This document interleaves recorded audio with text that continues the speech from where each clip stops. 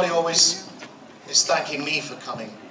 You know, thank you guys for coming. Thank you for coming to Sheffield. But what I always say is, thank you for coming. These things don't work unless you guys turn out. You know, it's all very well us turning up, but without you, all we'll do is sit behind a table and stare at carpet all weekend. So it's all down to you guys. Thank you. Thank you, Dan. So you flew in from LA, did you? No. No? Oh, that's your base now. I live in Pittsburgh. In Pittsburgh? So I flew in from Pittsburgh via Washington, D.C. I've lived in Pittsburgh. Well, I've had my green card for nearly 3 years. Wow. I am a permanent resident alien. And in a couple of years' time, I'll have the choice of renewing my green card or becoming a citizen. I quite like the idea of being a resident alien. There's something about that I don't know. Kind of fierce. Yeah, but now the lunatics are taking over the asylum over here, it might be making my decision a little easier. That's all the politics will do. Yes, yes, good man, good man. So, yeah, I actually flew into London on Tuesday, spent a few days in London, caught up with my daughter, and I'll have another day in London on Monday, and then back home. Back home, lovely stuff. So, it's fair to say that you're mainly known for your work with the visionary genius that is Clive Barker. Apparently. Yeah. Your working relationship began a long time ago.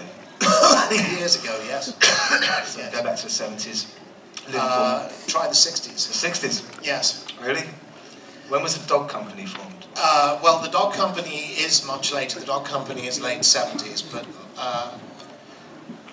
strictly speaking, the first time I worked with Clive was on the school play, okay. The Quarry Bank High School production of Nikolai Gogol's The Government Inspector in about 1968 or 1969. It's the boldest I've ever been as an actor. Really? Even though I wasn't an actor then. I was in the third year, whatever that is now, year 9, I think that would be the equivalent of. And our form teacher, by the name of Bruce Prince, who used to direct the school plays, was also my form teacher. And my mate Jimmy Hughes, who was in the same form as me, came up to me and said, "I'm going to be in the school play." And I thought, oh, well, fuck you, if you're going to be in the school play, I'm going to be in the school play. So I went up to Bruce Prince and said, "Excuse me, sir, Jimmy Hughes says he's going to be in the school play." And he said, "Yes, that's right." And I said, "Well, I want to be in the school play too." And he said, "All right, come with me." And he took me away into, you wouldn't get away with this now, he took me into the cloakroom, just me and him. And we sat down and he put a copy of The Government Inspector in my hands and said, "Read that." So I read the part of Bob Chinsky. Right. Okay. And when we finished reading, he said, "Okay, be at rehearsals tomorrow night." And that was the first time I met Clive. Oh, brilliant.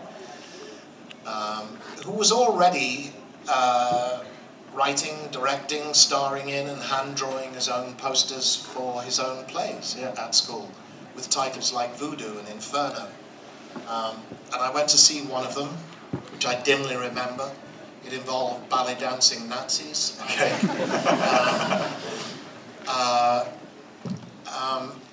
And the head teacher would give Clive free rein, basically, to take over the school hall.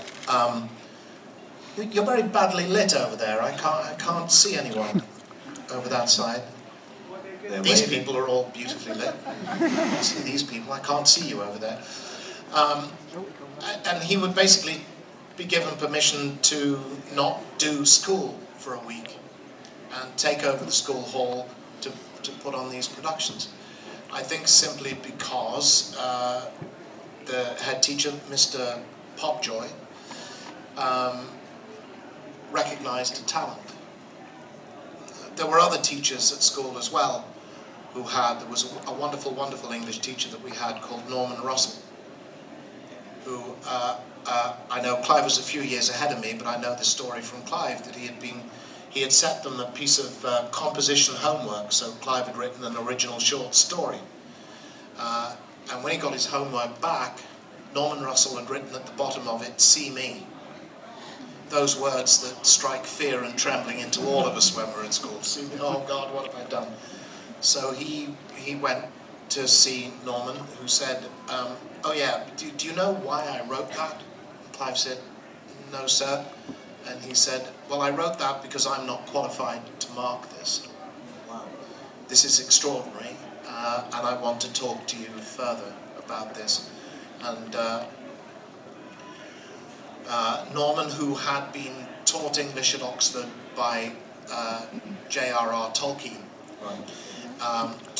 really took Clive under his wing and kind of opened a horizon to him and said, you know, you can do this. Amazing.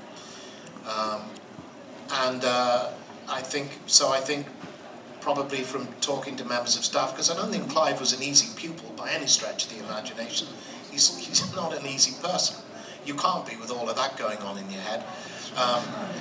But he recognised the talent and he wanted to give it free rein. It's the same head teacher who about 10 years earlier had given a pupil at Quarry Bank permission to form a skiffle band. All right. The band was named after the school. It was called the Quarrymen, and I believe that pupil went on to have a bit of a career in the music industry. Just like I forget his name now, John something or other. Lennon, that was the one, yeah. Yes. So I always said that Mr. Popjoy could rest his head easy on his pillow at night. You know, however bad things may have got, he could always say, well, I'm partly responsible for launching the careers of John Lennon and Clive Barker. I would take that. That's a pretty good legacy to leave behind, isn't it?